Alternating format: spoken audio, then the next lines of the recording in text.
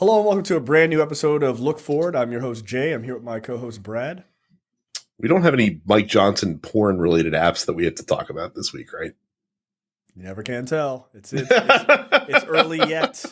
All right, guys. We have a lot to talk about this week. From sort of a wrap-up of election night from last week to Tim Scott has a girlfriend. Hilarious. Allegedly. she lives in Canada. She's not from around here, guys. So we got a little bit of everything. There's a lot. So let's get right into it. Look, Dems win big on election night. The only place Democrats did not win is conveniently in Mississippi, where they ran out of ballots. I don't know why. Ran out of ballots specifically at polling places that tend to turn out for Democrats. Weird coincidence. We don't buy into conspiracies here on Look Forward, though. So yeah. That's all it will be is weird coincidence. Look, it's just a coincidence that it's always the Democratic areas. It's always the heavily black populated areas. But let's talk about election fraud, the real election fraud, which was, they found bamboo on a ballot or some bullshit, right? Like real election fraud. Oh, don't worry. We're gonna get to some choice quotes from Donald Trump later on in the show. So yikes. So yeah, Democrats kicked so much ass. Andy Beshear reelected as Democratic governor of the great state of Kentucky, defeating Daniel Cameron, the man who was literally handpicked by Mitch McConnell, who is the Republican and groomed by Mitch McConnell. You take whatever that connotation is, you will. Ugh, yuck. The Ohio pro-choice ballot measure won quite easily, I think by 13 points, if I'm not mistaken. That weirdly enough, that vote, and maybe it's not so weird because an August special election is not going to have high turnout, but weirdly enough, the margin for abortion rights enshrining in the Constitution won by more than the August question of raising the threshold for constitutional amendments to 60%. I don't know how that's possible, but yeah, it did. Look, unfortunately, Tate Reeves, he did overcome, people voting to stay in as governor. Democrats did something that people did not think that was going to happen. Not only did they hang on to one chamber of the local state Congress legislature, in Virginia, they took both houses or both chambers. So basically giving a big old FU to Glenn Youngkin, the governor. Yeah, so much for Youngkin hopping into the presidential race, huh? Yeah, that's a wrap. Yeah, you gotta try to save your neck in Virginia, my guy. So yeah, look, things were good. Things were really good. And look, let's get real. Here's the reason. It's the same reason we've been talking about for weeks, and anybody paying attention should have already known this. It's abortion. It is the number one issue, and it keeps coming up. Republicans, for lack of good logic, keep talking about it, and Democrats, for good measure, will not forget even if you don't talk about it, because it is a thing that it will not let go, and they shouldn't let it go. And what's funny too is the guy that ran against Tate Reeves in Mississippi for the governorship. I think his name was I want to say it was like Brandon Presley, if I'm not mistaken. Okay. He lost by about 5 points, and he's actually an anti-choice Democrat. Like he's actually pro some abortion restrictions. Like he's not out here, and he lost. Meanwhile, like if you put abortion on the ballot everywhere else, like Andy Beshear, again, a Democrat in Kentucky, barely won. I think he won by like half a point when he got elected in 2000, or I mean in 2019. Actually walked away, and he is no shrinking violet as a progressive. Like he is very much vociferous, pro-choice advocate, very much for enshrining like abortion into Kentucky law. And Daniel Cameron realized, too late as it turns out, that his stance on abortion was so extreme. Like he tried to pull that back in the closing weeks of the campaign and moderate his stance. as much as he could, but the voters were not fooled. Hey, look, let that be a lesson. Don't run from this if you're a Democrat. Run towards it. This is a solid fucking issue. Look, I don't like to look at people losing their rights or gaining more so losing their rights as a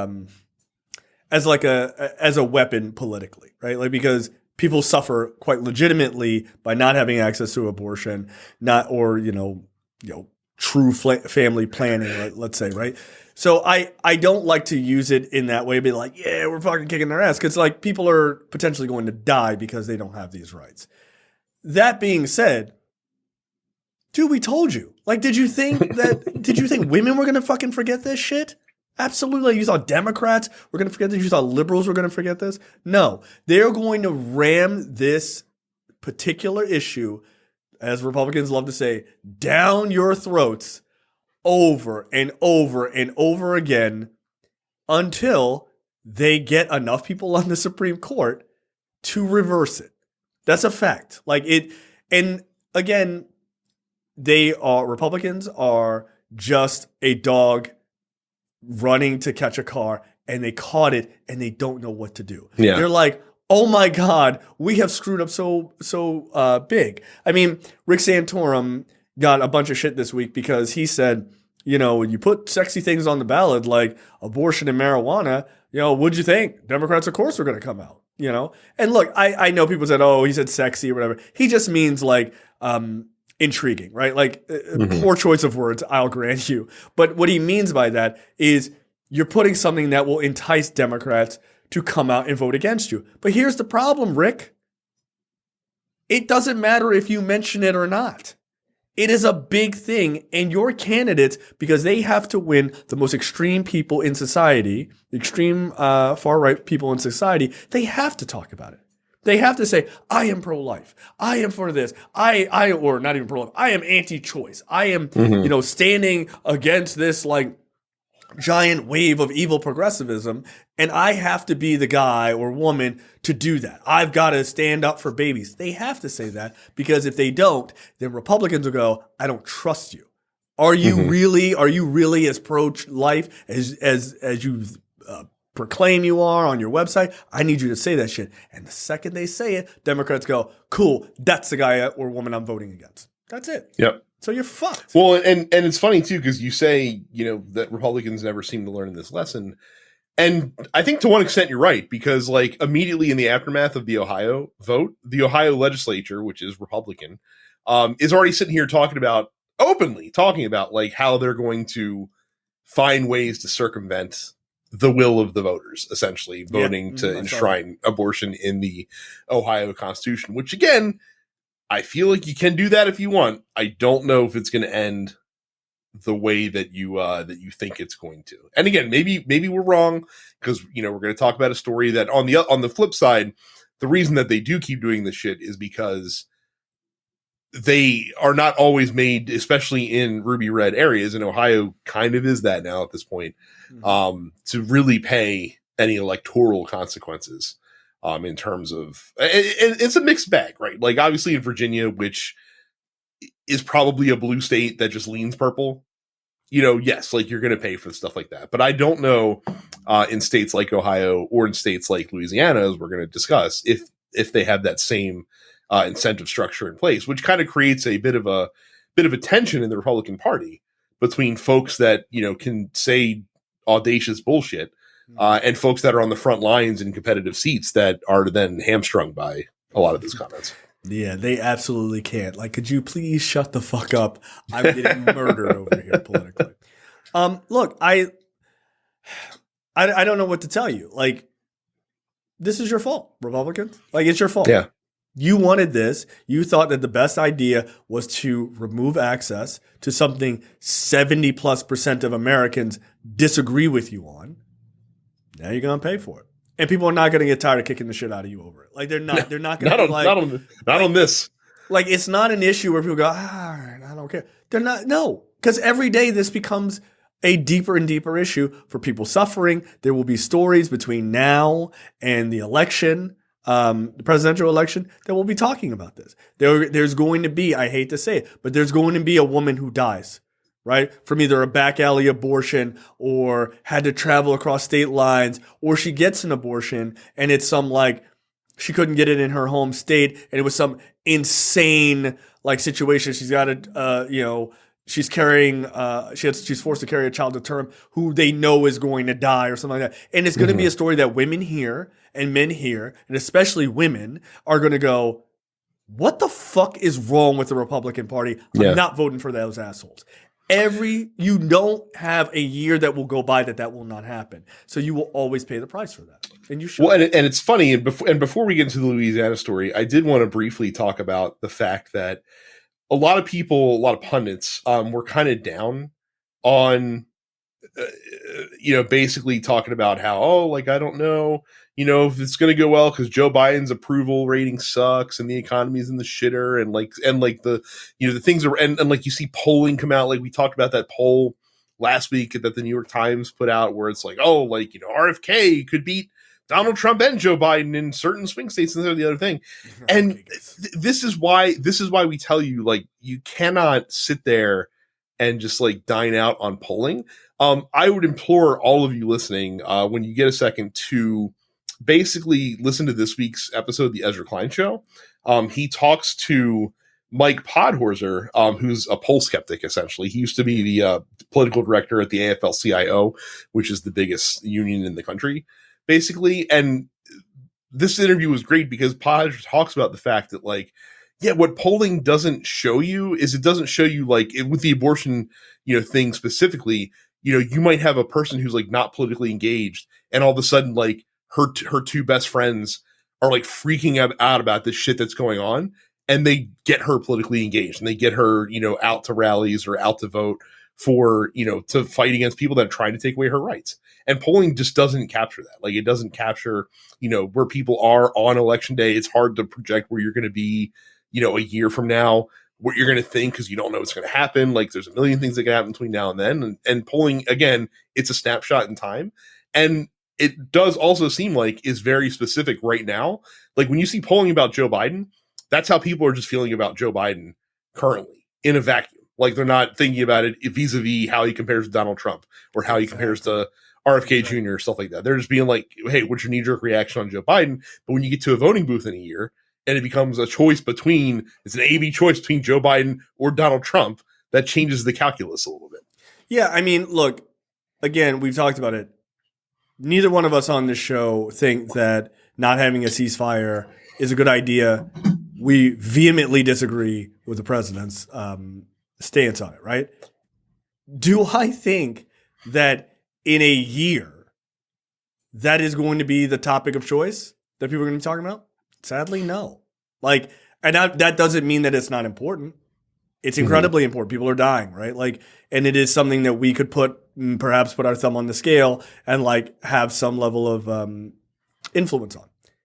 But if you think Americans give a fuck about foreign policy, they don't. We don't give a fuck about foreign policy that involves us. Yeah, much less foreign policy that doesn't directly involve us. Right, exactly. And I know there's going to be a million fucking people that go, look at TikTok, look how many people are talking about it. Yeah, now. And then in 2 or 3 weeks, they're going to be hey, here's the boob challenge on TikTok. It doesn't resonate longer than it needs to, right? For people's attention spans, right? And I'm not saying it's not important. It's incredibly important. And I wish people gave a fuck actually about foreign policy, because it does have a lot to do with our day-to-day lives, right? And how we see the world and how we're affected and things like that. But they don't. They care about pocketbook issues, and a lot of times they care about one thing over anything else, as dumb as it is. I like that guy. I don't like that guy. That's it. Would I hang out with one guy versus would I hang out with that other guy? That's it. That's it. Look, I don't really want to hang out with Joe Biden, but I pick Joe Biden a million times over a million over Donald Trump. Let's also call it like it is. Joe Biden, probably a pretty cool hang. Let's be real. He's probably a good hang. He's probably gonna say some wildly inappropriate shit. Which I appreciate. He's gonna do. But he's kept it under wraps for a long time. To your point though, is that again, Yeah, Joe Biden's 82 and he's an old man and he's Right. maybe probably too centrist for your liking. Donald Trump is literally, and I mean that maybe since this is the only time you're going to see me accurately compare Donald Trump to Abraham Lincoln. Maybe since Lincoln, the most polarizing political figure in American history. Yeah. And if I was writing a summary for this podcast to just be a dick, Brad positively compares Donald Trump to Abraham Lincoln. Is saying that Donald Trump is incredibly polarizing a positive comparison to Abraham Lincoln? Well, look, the New York Times pitch bot would say yes. Donald Trump, this generation's Abraham Lincoln. I'm sorry? Like, what are we talking about here? And ironically, both men incredibly polarizing along the grounds of racism in many respects. So yeah, I hope they end up the same. Anyway, Donald Trump will never be caught dead in a theater or alive, for that matter. Quite frankly, yeah, one could wish. Anyway, we could. Not something to say before the hour, Mark. It's only 6 people watching this anyway.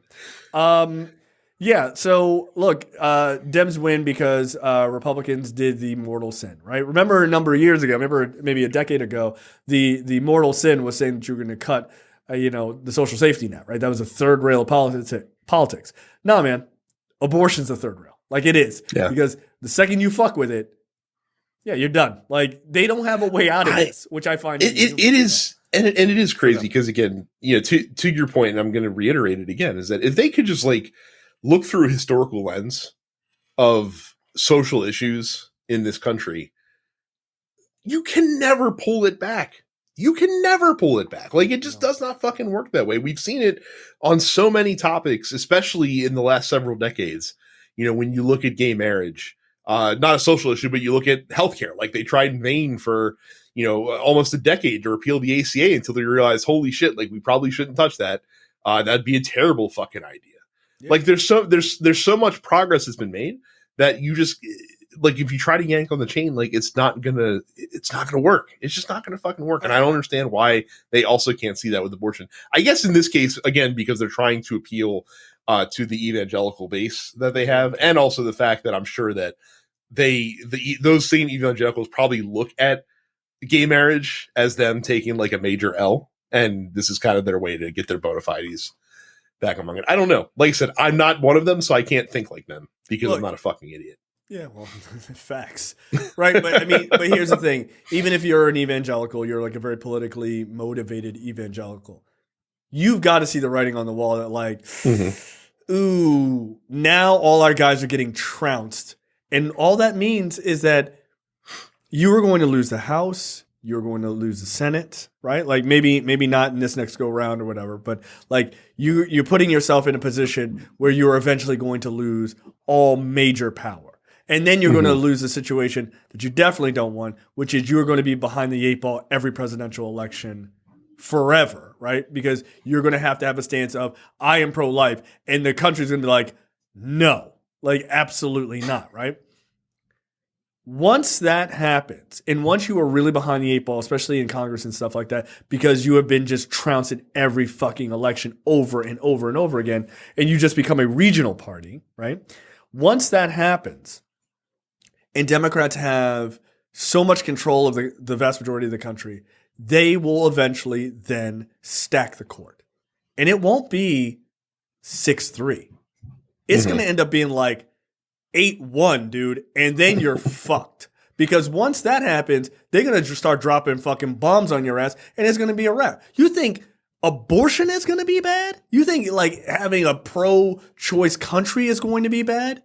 Guess what, motherfucker? Wait till you see what happens the next time they get power. Because it's not going to be, well, each state can do these, like, we eliminate all of the hospitals and it's only one clinic. No, dude, they're going to make sure they enshrine that shit so that you can't do that. They're going to be like, no, abortion on demand to any person in any fucking state. And no, you can't whittle it down to make it completely inconvenient for every woman in there, except for the 2 people who live across the street from this place. They're going to break your ass over it. And guess what? When that happens and they have 7-2 or 8-1 fucking power in the Supreme Court, they're not just going to stop at abortion. They're going to go all the fucking way. And they should. They should ram it down your fucking throats. And guess what? You're going to look back and go, what was the thing that caused all of this? The thing that caused it is exactly this moment. When you took abortion and you threw it back to the states and you guys went fucking hog wild on that shit and you pissed a bunch of young people off. Because guess what? The people you're pissing off aren't 75.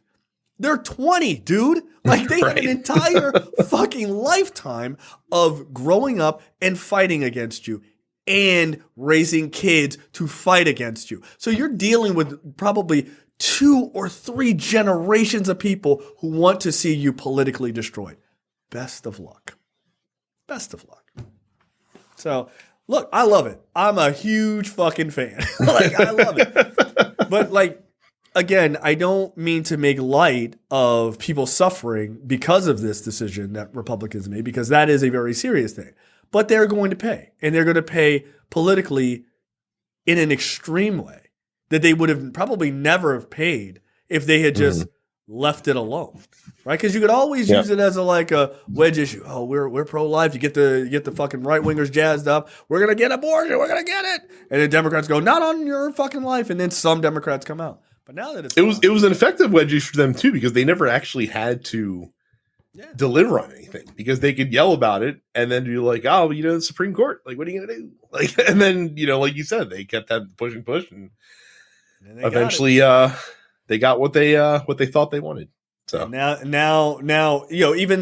I only talked about one part of that Santorum clip. The other part of that Santorum clip, which is the most provocative, in my opinion, was that's why he says that's why pure democracies are not a way to govern a country. Yeah, isn't it weird? Quiet part loud.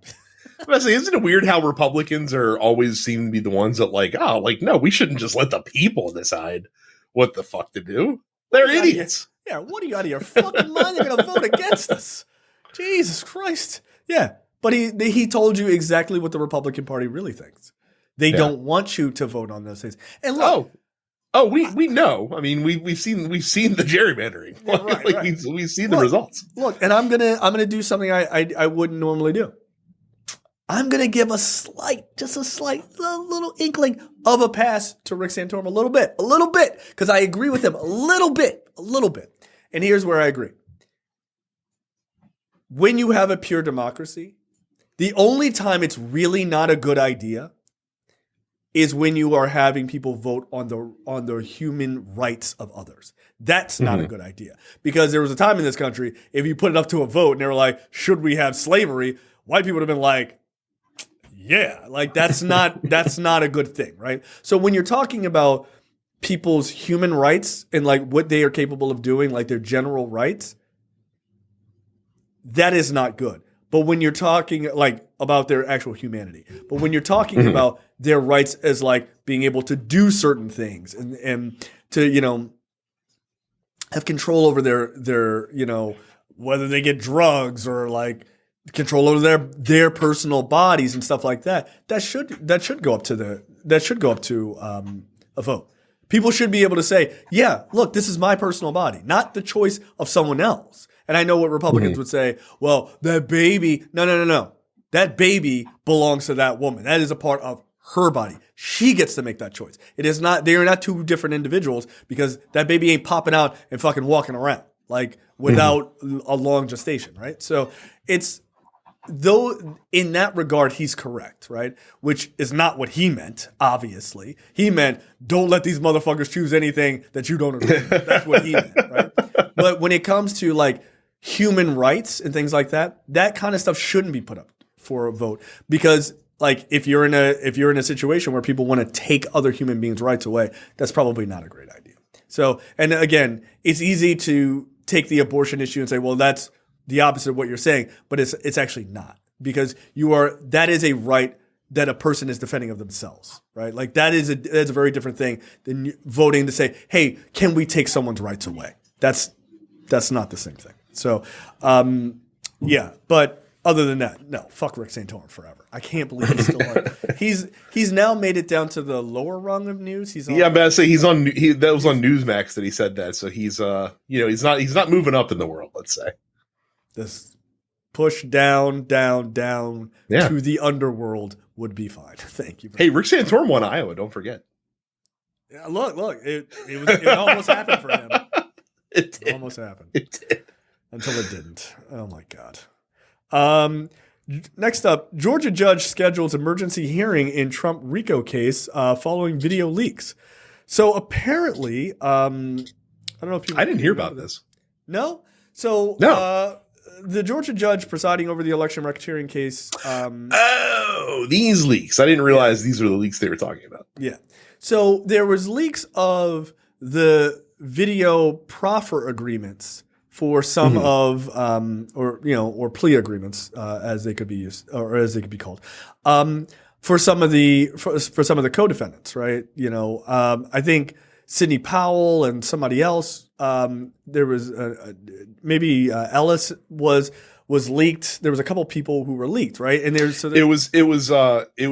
Powell, it was Ellis, it was Scott Hall. It says Kenneth Chesborough's proffer agreement got leaked as well. I haven't seen his, but I've seen bits and pieces of the other three. Right. So basically, the prosecution is like, listen, you can't have this shit out there. And I mean, it's obvious who leaked it, right? This is not fucking rocket science. But they're like, look, you can't. Fonnie Willis and the prosecution was like, listen, you can't put this shit out there because it's used as an intimidation factor, right? People will harass these people and then try to get them to turn and kind of renege on what they said and everything else because they're being harassed and harangued and threatened and all this other stuff. The judge was like, oh no, we're having an emergency hearing on this shit. Probably tomorrow, I guess. That's when they said tomorrow afternoon. Yeah, my guess is you're not going to be able to do this. And look, Trump came out and was like, no. Trump and his team were like, no, we should be able to do this. Yeah, because they want to be able to harass and harangue these people, or how at least dare you not let us engage in witness intimidation, you son of a bitch? Yeah, what kind of judge are you? Like, get out of here. Like, so, quote, the release of these confidential video recordings is clearly intended to intimidate witnesses in this case, subjecting them to harassment and threats prior to trial. Constitutes indirect communication about the facts of the case with co-defendants and witnesses and obstructs the administration of justice in violation of the conditions of release imposed on each defendant. Yeah, I mean, I think this is pretty obvious. You don't want to have this shit out there. People will use this as a method of trying to scare the shit out of these guys. And look, that's a real fear because that's kind of what they do. So, yeah, no thanks. So hopefully this gets handled, and maybe they kind of lay the law down a bit on this. Yeah. All right, Brad, you want to talk about Donald Trump, aka this is aka Lincoln 2.0, according to you. Do I ever? So Trump had a rally in New Hampshire over this past weekend, and he made some news because he had some interesting things to say. Now, the first part of his stump speech, which I think he talked for like 2 hours. I don't, for someone that's like not energetic at all, very low energy, sleepy Donald Trump, it is amazing that he can kind of ramble on many times a week for like multiple hours at a time. But I guess that is one thing he's really good at. Yeah.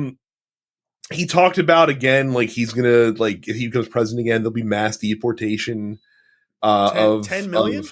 10 million, like basically all undocumented immigrants is his plan, because that won't have any effect on the U.S. economy whatsoever. Probably not. In any way, shape, or form. He also and again, like, I feel like this has been undercovered. Like, this whole speech has been a little undercovered.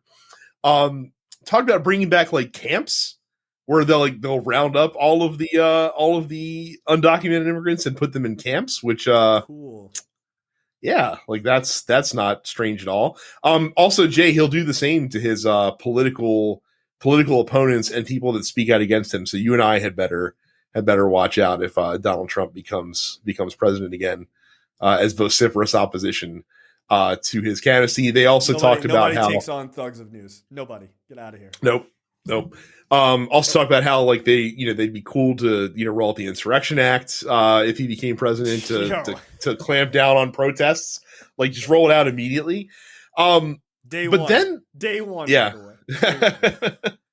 But then he got to the prepared marks of his speech, and you could tell it was prepared because the cadence and the freewheeling, you kind of slowed down a little bit. And again, when I heard about this, like I knew it was a Stephen Miller special, right?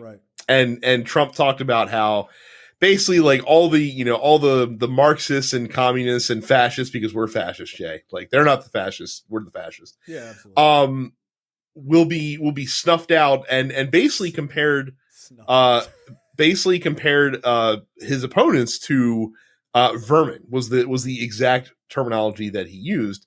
And that caught a lot of people's attention because quite famously, many fascists throughout history, and especially Adolf Hitler, would use the exact same terminology when speaking about their opponents and their opposition. Look, I got to tell you, that's not cool. I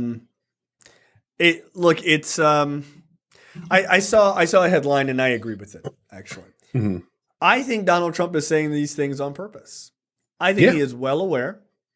Whether he believes it, I think he probably does believe it. But I think he's saying it on purpose. I think he is saying these things to get a rise out of people. I think he wants you to say, oh, he's like Hitler. And then his constituents will say, hey, you just say everybody's like Hitler you don't agree with. Mm-hmm. Thus, knocking any sort of weight. Meaning. Weight out of what you're saying.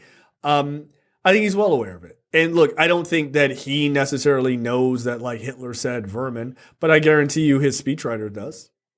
Right? Oh, if it's Stephen Miller, he 100% knows. I'm sure that dude fucking studied Mein Kampf as like a fucking. He's like, this is forming document. He's like, this is the audio book of the year for me. So it is, but it just also goes to something we talk about on the show a lot, and this is a similar argument that Pod Save America made on their show this week. Democrats are held to such a higher standard than everybody else. Do you? Timing. No, I disagree with that. They're held to a standard. A standard. Oh yeah, Republicans aren't even held to a standard. Yeah. Right. Republicans aren't even held to one. Now, the timing was different, obviously, in comparison to the proximity to the election. But again, like, take yourself back in time to September of 2016. And remember when Hillary Clinton called half of Donald Trump supporters a basket of deplorables. Mm-hmm. Something that is not nearly as inflammatory as calling your political opponents vermin and talking about how you're going to round up immigrants and put them in concentration camps and that you're going to invoke the Insurrection Act. Not nearly as inflammatory. And you would think that all the fucking norms and laws of political civility had fucking just gone out the window at that point. You would think you would think that Hillary Clinton said something that was irredeemable to talk. How dare she talk about middle Americans that way? The great heartbeat of America. More like the great unwashed masses. It's fine. Morons. The common clay of the New West. Yeah. So, like, here's the problem. She was right, though. Like, that's the difference. Like, she actually was correct. And if anything, she might have lowballed it. Right? Lowballed the estimate. Yeah. Half. Oh, Hillary, once again, your math not very good. It's like 78%. Even then, I may be lowballing it. So, like, it's Democrats are held to an impossible standard, right? Mm-hmm. Republicans are always treated like kids. Democrats are treated like the adults in the room, and Republicans are allowed to come in, some of them quite literally, throw their own shit around in the people's house, right? Like, they are treated as if they are not capable adults and whatever they say, they have to write some bullshit argument to hand wave half of it away and stuff like that. They have to, because the reality is, if you call it like balls and strikes right down the middle, it looks unfair. You're like, okay, well, Democrats have this plan and Republicans don't have any plan. So what do you say? You have to then slant the reporting and go, well, Democrats' plan doesn't work for XYZ, blah, blah, blah, blah, ABC reasons. You got to like give them 12 different reasons why it's flawed, because you have to make up ground for the fact that the other guys don't have a plan. We saw this in 2020. By the way, quite literally saw this in 2020 when, again, for those who don't remember, the Republican Party platform, the official Republican Party platform was, I don't know, whatever Donald Trump wants to do. Yeah. Was literally the fucking Republican Party platform. Yeah. And look, if you think Brad's like exaggerating, he's not. He's maybe using slightly different words, but it was whatever Donald Trump wants to do. Like, that's what it was. Like, but look, I can go back even further.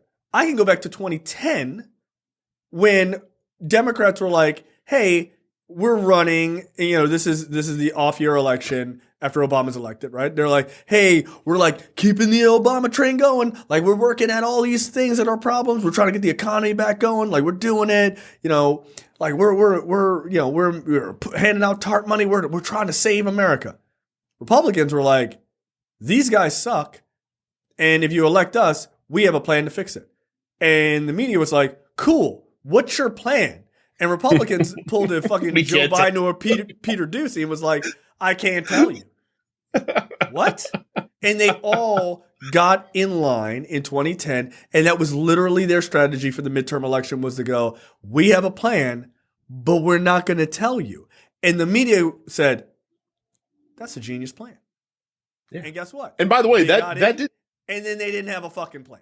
They didn't have that didn't stop for 8 years. I mean, again, we got up all the way until 2018 when John McCain gave the thumbs down to be like, hey, we're going to repeal Obamacare and we're going to replace it with something even better. Well, how's it going to be better? We can't tell you. We got to repeal Obamacare first. Like that's step one. Step one's we got to repeal Obamacare. Then you can find out about our awesome healthcare plan. And then some people were like, yeah, I don't think you have a plan. They're like, oh no, trust us. We definitely have a plan, but we got to get rid of Obamacare before we can institute the plan. Yeah. And then it turns out, shockingly, to the surprise of literally nobody, they had no plan. They just want to repeal Obamacare. Yeah. For 4 years, Donald Trump was like, oh, well, it's a great plan. It's a beautiful plan. A beautiful plan? Okay, what does that mean? Yeah. Right? It's a great plan. It's a beautiful plan. Cool. When's it coming? 2 weeks. It was always 2 weeks. There were two things that happened in the Donald Trump presidency for 4 years, over and over and over again. Infrastructure Week was like every week. Or every other week, and the off weeks was like, here comes the healthcare plan. Right? Like, that's all it was. And nothing ever got done. There was no real infrastructure week. That was just a misnomer for somebody's getting arrested or fired in this administration. That's all it became. So yeah, or another high level cabinet or administration official was leaving. Yeah, infrastructure week. Oh, so who's going now? The guy who beats his wife. The Burger King guy, like, who was it? Yeah, the guy that spent fucking $90,000 on doors for his office. Like, what the fuck? Yeah, that guy's out of here. So yeah, going full Adolf. I mean, again, you should call it out. You shouldn't let this shit rock. You really, really shouldn't. Okay, next up, this is an absolute great story. Do you want to take this story? Because I know that you do. I know that you do. I'd love to. So for the past several months, especially thanks to Politico's dogged reporting, we found out just about ProPublica. Oh, ProPublica. Sorry, yeah, don't give Politico fucking credit for anything. Don't give them credit. Just to use a term that Micah would use, just googobs of corruption on the Republican side of the Supreme Court. We got, fucking Clarence Thomas's BFF Harlan Crow is buying his mom's house and fucking giving him RVs and shit like that. And, Sam Alito's taking, fishing trips on private jets to fucking Alaska. And, no one's really sure like how, fucking Brett Kavanaugh paid off all his, $200,000 of debt and has all like free nationals tickets. And there's just like a shitload of corruption on the Republican side of the Supreme Court. And one of the reasons why people have been concerned is because the Supreme Court code of ethics, they're not subject to the same ethical rules that other federal judges are subject to. There's no formal bylaws that the Supreme Court has to adhere to. But Brad, yeah, they've always held to them. They just didn't say it. They've always. Well, that's what they're saying here. Like it's always been, hey, just trust us. That level of non-scrutiny has not been passing the muster as of late. There's been a big demand not only from the people but also from Congress for the Supreme Court to get their shit together, or we'll get it together for you, kind of thing. So to kind of cut this off at the pass, to head it off at the pass, the Supreme Court released a 15-page document on Monday that basically outlines a new code of conduct for Supreme Court justices. Weirdly enough, somehow this 15-page document does not actually really say anything at all. It's just a bunch of the same vagaries that they have been kind of touting themselves. And it's like, hey, definitely Supreme Court justices should recuse themselves when it's necessary. But also, since there's only 9 of them, there might be times where they shouldn't recuse themselves, even though they definitely should recuse themselves, because again, there's only 9 justices. So sometimes they might have to sit in a case that might have a borderline, thing. Essentially, they did not want to throw their current justices under the bus for past bad behavior. And so they thought that releasing this would serve as a Band-Aid to all the criticism. Spoiler alert, it has not. Yeah, not even a little bit. Look, one thing I will say about the ProPublica reporting has been really, really great. You know what's also really great?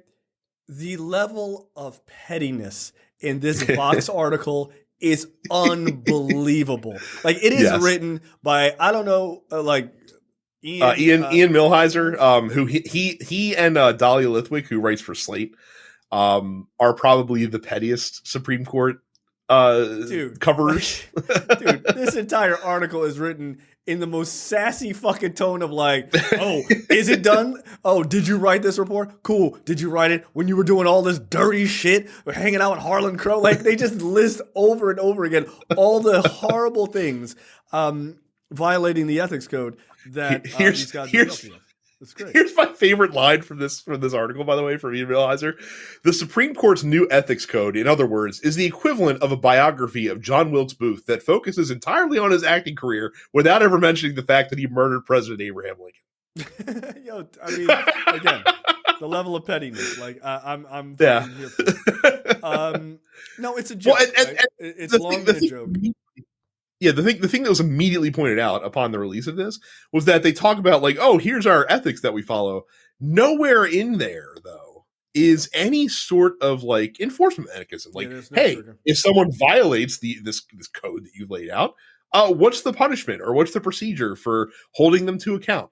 You'll be shocked to learn, listener, that there actually fucking is none, because the Supreme Court again thinks that they are above the concerns of us mere mortals. And the 9 folks in robes have, they should just get to rule on us without us having the same sort of feedback to them. My argument to them has always been the fact that, again, we have a system that literally is built on checks and balances. The way the system is structured is for the other 2 branches of the federal government to check on each other branch to make sure that they're not doing some foul shit. There's absolutely no reason at all that Congress could not pass a law saying that they will basically, keep an eye on the fucking Supreme Court and make sure that they're holding true to their ethical obligations, which should involve recusing yourself from cases where you have fucking a personal relationship with one or with a company or one of the fucking, people that's arguing before you. It's insane that fucking Samuel Alito again went on a fucking private fishing trip with a organization that then had business before the court on 6 subsequent occasions, all of which he ruled on, all of which he ruled in their favor on, and was never once thought, maybe I should sit this one out because it doesn't look good. No, I mean, there was one a number of years ago, I believe, like Clarence Thomas didn't recuse himself, and it was for I can't remember the name of the company, but like he had done work before he became a Supreme Court justice. He had done like some level of work for that company. It's like, do you think you should recuse yourself? No. No, I could be impartial. I don't work for them. Like even though they literally fucking paid my bills right. for a number of years. Come on, man. Like even if he hated that job and he hated the CEO of that job, that's not fair either. Like you shouldn't be sitting on the bench ruling possibly against them, right? So it's not. And again, I know we're beating up on the Republican Supreme Court justices, but in all of the shit that's come out, it has been a uniquely Republican problem. It sure seems from a corruption standpoint, from an ethics standpoint. I'm sure ProPublica has looked for dirt on Elena Kagan and Sonia Sotomayor and Ketanji Brown Jackson. I'm sure that they're turning over rocks. There's just not a whole lot to turn. And by the way, Ketanji Brown Jackson last term recused herself from a case that Harvard was involved in because she sits on their board of admissions. That's what you're supposed to fucking do. That's what you're supposed to do. Right. And look, here's the thing. You don't have, like, the mechanism for recusal should not be self-governing. I'm sorry, it shouldn't be. There should be a board or something that goes, nah, man, you work for these guys. Get the fuck out of here. Beat it. Like, you're off this fucking case. Like, I would even be fine with it being like the lower appeals court to look up and be like, no, this is unacceptable. Mm-hmm. Like it can be a 360 check, right? Like, they have those in businesses, right? Like a 360 review, like you review your employees, you give yourself a bit of a review, your employees review you. Like, I don't think there's anything wrong with that. Like have the appeals court come in and like, so that they're not necessarily politically motivated or hopefully, really not. And they're like, hey, Clarence Thomas, you worked for these guys before. What the fuck? Beat it. Hey, man, if they had actual disclosures and they were like real, hey, you disclosed that you went on a fucking yacht with Harlan Crow. No.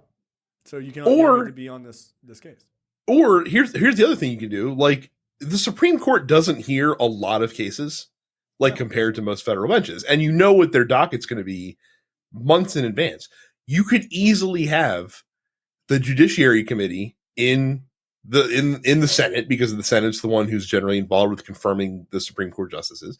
You could have the Judiciary Committee in the Senate review their caseload and have their staff, because they have fucking staff that works for them that does this shit, review for any possible conflicts of interest. And they could be the ones to be like, hey, guess what, Clarence Thomas, like because of this, you're not sitting on this case. It's going to be an eight person battle.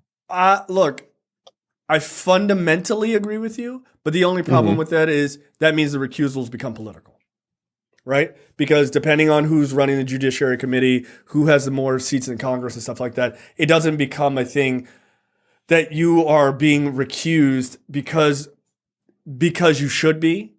You're being recused because your party is, saving you or pushing you out. Right? Or another party is pushing you out. That's my only issue with that. But I agree. There needs to be some body that comes in and goes, this is unacceptable. You gotta recuse yourself. I don't know how you're gonna find a body that's nonpartisan that can do that. Maybe you can have a panel. Actually, you know what? How about this? How about you have a panel, and that panel is either it's probably going to be bipartisan, but you can say nonpartisan. But how about that panel's made up of retired federal judges, and basically that panel can be picked by shit. You can even have the fucking Supreme Court pick it. I don't care. And you can have that panel picked by the Supreme Court, and they review for any potential conflicts of interest. Right. And by the way, in the way that you do this to try to keep the politics out of it, you put, let's say, of the Supreme Court justices, you just give them numbers, right? It's a randomized number every single time you come up for one of these. You don't know who the Supreme Court justice is, and you just go, this person, person one, and and you could use computers or whatever. I don't know, like data to just scan a bunch of information of like, they put up, hey, these are trips I took and these are people I worked for, whatever. All of that information is there. You have it scanned and just go, okay, this, Justice one does have a conflict.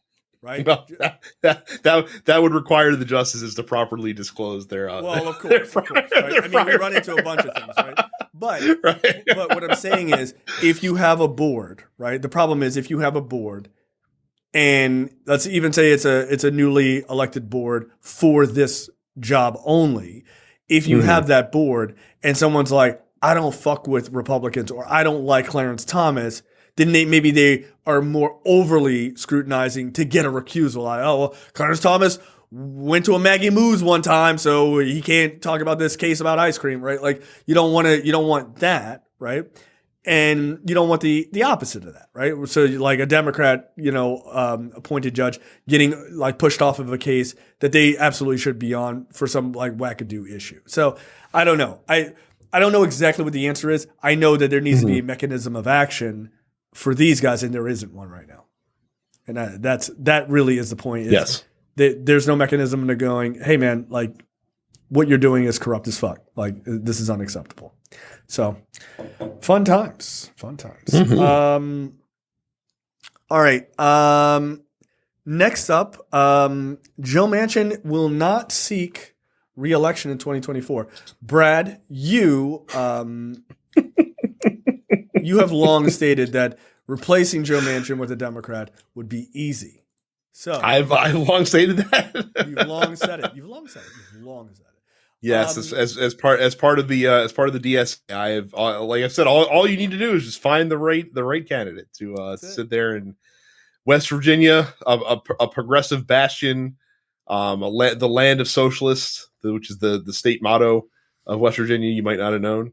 It's all you gotta do. You just gotta find the right person to deliver that message to West Virginians, and we'll basically have our own AOC in West Virginia. It'll be no problem.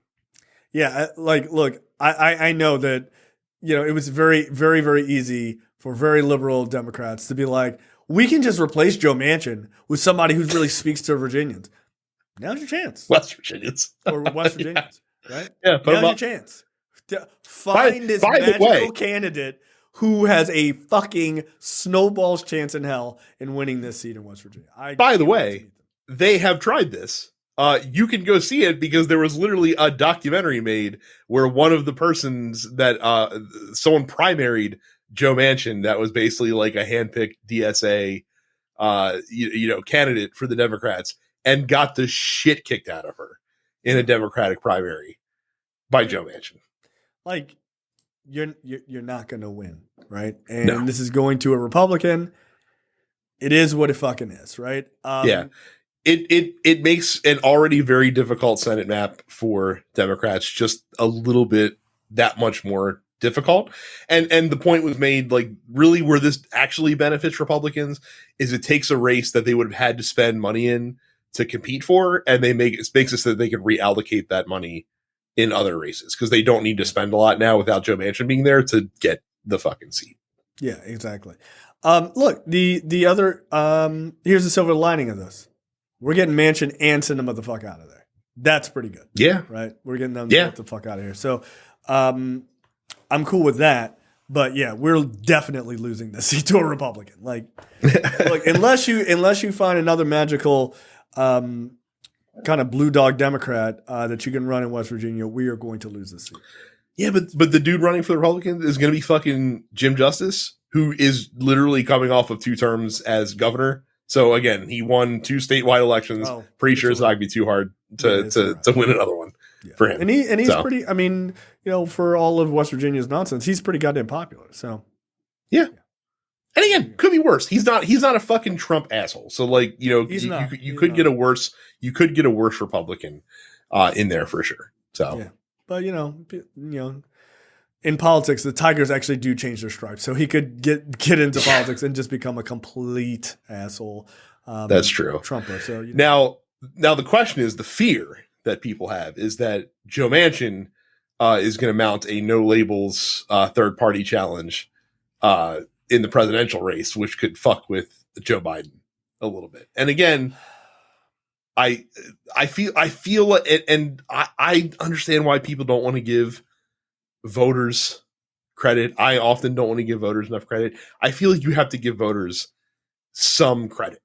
like I feel like you have to give them some credit. I feel like you have to. People will understand when we get to election day that look, it's either Joe Biden or it's Donald Trump, and everything else in between doesn't really make a fucking. Yeah, it's just noise. Yeah, Joe Biden, or excuse me, Joe Manchin jumping in, that doesn't put any fear in my heart. I think the people who like Joe Manchin are conservatives. Like, they still are. Maybe they're more conservative Democrats, but they also realize Joe Manchin cannot win. Like, they realize that. Yeah. And again, my fear would be that it gives moderate Republicans who did vote for Joe Biden last time someone else to potentially vote for. Like that's my only fear in that regard. But again, like he's not going to win states. Like he's not even going to win his home state against Donald Trump. No. You know? Absolutely so like, not. yeah. Yeah. So fare thee well, Joe Manchin. You were never boring. I'll give you that much. Yeah. I'll give you the bare minimum. All right, Brad. For some reason, you seem to be writing this headline in a sarcastic way, and I don't understand why. I am. House passes a short-term funding bill without the Freedom Caucus again. Are you not cool with the Freedom Caucus? Is that your problem? I'm not, in fact, cool with the Freedom Caucus. You could say that I am anti-Freedom Caucus. Yeah, I believe. That I believe. Yeah. Republicans. What is the old saying goes? Second verse, same as the first, as it were. Yeah. So the Freedom Caucus drummed out Kevin McCarthy because he dared negotiate with Democrats on a government funding bill. Beclowned themselves in the House of Representatives for a number of weeks before they finally got their guy, MAGA Mike Johnson, in as Speaker of the House, known porn monitor as Speaker. And here we are again, where Mike Johnson has passed a temporary funding bill without the help of the Freedom Caucus and working with Democrats to make sure that the government does not shut down at the end of this week. Look, I think it's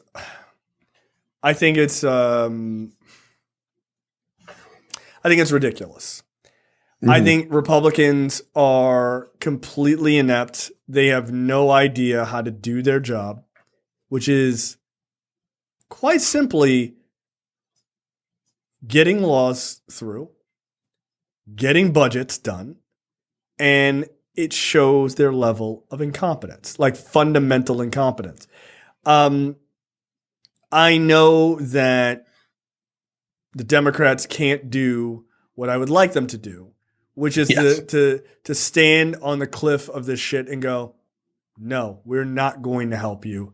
You fix it. You come up with a budget. But I know they're not going to do that because Democrats have a problem, which is easy to exploit. It's empathy and trying to do their job, right? I know. Well, and this like annoying, like fucking Young Turks asshole fucking perspective is just let it fail and everyone will understand. No, because people will suffer. And you cannot operate like Republicans. You unfortunately have to negotiate in a way to try to help the most amount of people and not appear just like your opponent, like a bunch of assholes, right? And this bill was specifically crafted to push the funding, to push the kick the can down the road, as it were, until next year, aka after the holidays, because they didn't want to run the risk of having a government shutdown, during fucking Christmas, which would be not only really bad for those folks affected, but also just the worst look that you could possibly imagine. Yeah. Not a great idea. Not a great idea. Look, I just don't. I'm not a fan. I'm not a fan of these continuing CR or continuing resolutions. Mm-hmm. I want the budget done. Just be done. I don't like it being used as a fucking as a weapon.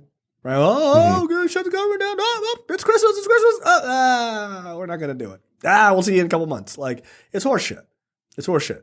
So, No, they should call it out. I think it's ridiculous. I think it's hilarious that the thing that McCarthy got tossed on is this guy's very first fucking, time at the rodeo, right? Like, I just think that's funny. It just goes to show you how much Matt Gaetz hates Kevin McCarthy. Like, that's just his reason that he's like, I gotta get this guy the fuck out. Well, and it's even funnier because like the reason the Freedom Caucus hates it is because this bill that Johnson, worked on basically keeps funding levels the same. And of course, the Freedom Caucus wants massive cuts across the board. So, yeah, it's a joke. I mean, the Republican Party is in and of itself a fucking joke, just a complete and utter joke. And by the way, I'm gonna read you a quote from Mike Johnson. And again, this is the difference between being a MAGA asshole and actually having your hands on the reins, and it kind of changes your tenor a little bit. Here's a quote from him. I want to cut spending right now, and I would like to put policy riders on this. But when you have a 3-vote majority, as we do right now, we don't have the votes to be able to advance that. What we need to do is avoid a government shutdown. Why? Because that would unduly harm the American people. Yep. And again, when you get into power, you have to realize all of that bullshit, like rhetoric and all this other stuff, it doesn't matter. This is when the rubber meets the road, right? When you go, we're not going to do any of that. We're just going to let the government shut down. And then you're the guy responsible. And you're like, oh shit, like this will hurt real people. Like they're fucking calling me and telling me I'm going to lose my job if you allow this to happen. And he goes, oh shit. Okay. We gotta do something else. And then it's like, you're a traitor. You don't give a shit about the Republican Party. No, dude. Like, look, I'm not saying MAGA Mike is a good dude. He isn't. But you have to do something instead of just letting the government be destroyed over and over again. It's just not a good idea. Also to me, like that statement kind of undermines, it gives away the game to some extent. It does. I'm pretty sure that if like you had somehow like Speaker Matt Gaetz wouldn't be like, fuck those kids. Like he'd be like, yeah, like we have to figure something out. Matt Gaetz might actually say those very words. You think so? Yeah, you know what? You're right. Matt Gaetz absolutely positively lives by the motto, fuck those kids. Yeah. 100%. So across state lines, I hear. Yeah. I like he would also bend to the will and try to be like, hey, we gotta do what's to keep the government open, right? Unless he's a massive nightmare and he thinks that, taking down the federal government, millions of people at a time is a good idea. More on that later. There's a person who believes that. I hate that guy. Oh, shit. Him. So yeah, no, it's nonsense. But it will be interesting to see if you maybe get a Freedom Caucus person who's like, motion to vacate. How about that, motherfucker? We're not doing this again. I think. Well, the terms from what they're hearing about Mike Johnson from the Freedom Caucus folks, they're giving him some leeway because he's still new. You know what I mean? Like he hasn't had a long time to get himself established or whatever. So we'll see. I mean, again, they're going to have to pick this shit back up in January. So we'll see where we are when that happens. But yeah, we'll do it again until it'll be a bunch of continuing resolutions until Democrats get in power. That's it. And then Democrats will get a real budget because they can actually get aligned and have a real thought process. And everyone will go, oh, wow, that's interesting. And then we'll blow it off like it wasn't a big deal. And then we'll just get back into the same loop. That's what happens every fucking time. GOP senator pretends to be a tough guy to a union boss. Come on, man. Who doesn't love this video? Who doesn't love this video? This is a real video, guys. This is a real video. What's this guy's name? McWayne? No, Markwayne. His name is Markwayne. And by the way, it's not like Mark Wayne. His fucking full first name is Markwayne. Like one word, two names, one word together. It will not surprise you to learn this guy is from the deep south of Oklahoma. I like there's part of me that thinks maybe his name is pronounced like as like a black dude. Like it's like Markwayne or something. Yeah, it's like McQuan. Yeah, like McQuain. Like it's like McQuayne Mullin. McQuayne Mullin. Like it can't be Mark Wayne. That's a stupid name. That's something a stupid person would name a child. But yeah, Markwayne's mom thought this was a great name. And look, she must have dropped him on his head because this guy is fucking big mad. So now before you play the clip, you got to cue this up. You know more about this. Yeah, there is a backstory here. So the president of the Teamsters, whose name is Sean O'Brien, testified before Congress last year, and he got into a verbal spat with Markwayne Mullin, and that went viral as well and made the rounds for many, many weeks and months afterwards. Basically, calling Markwayne Mullin a piece of shit because Markwayne Mullin had a plumbing company before he got into Congress, and basically the Teamsters dude was just like, yeah, you probably treated your employees like shit too and underpaid them and exploited them and all this shit as well because you're just a fucking business owner and now you're a Republican passing policy to make it easier for other business owners to treat their workers like shit. So I can just assume that you were the same way. And Markwayne Mullin, you'll be surprised to know, did not take kindly to that characterization from a fucking hard-hitting dude from Boston who gives no fucks talking shit to a sitting U.S. senator. So that's the background for this confrontation. Right. So these guys have history. So yes. Here you go. Here's the clip of what happened today. That's amazing. It's like he's self-made. What a clown. Fraud.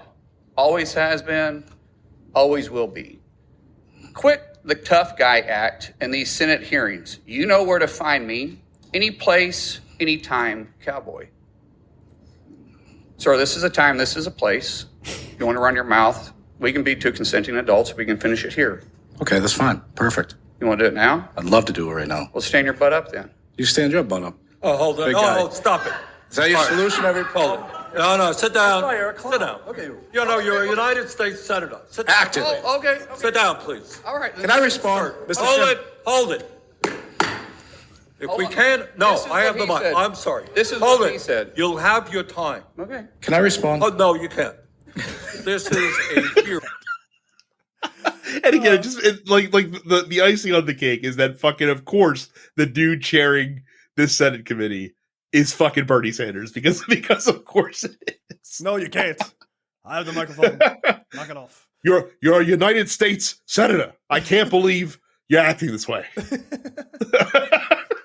Where's my cane? Beat one of you half to death. Oh my God. Like it's hilarious to me.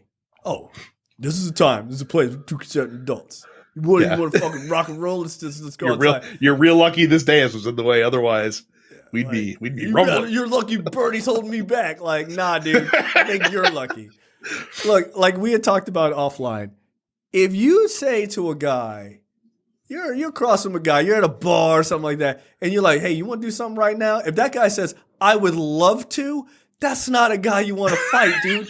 That guy looked like he looked like what's the bald headed like was it Ball Bull or whatever from Mike Tyson's Punch Out? Like he looked like that guy. Like, dude, you want to fight that guy? God. Like this guy is the president of the Teamsters. They kill people, man. Like allegedly, right? Come on, man. This is like these are the hard pipe hitting motherfuckers of the union world. Okay, like the Teamsters get into fistfights. They beat up scabs. Like that's what they do.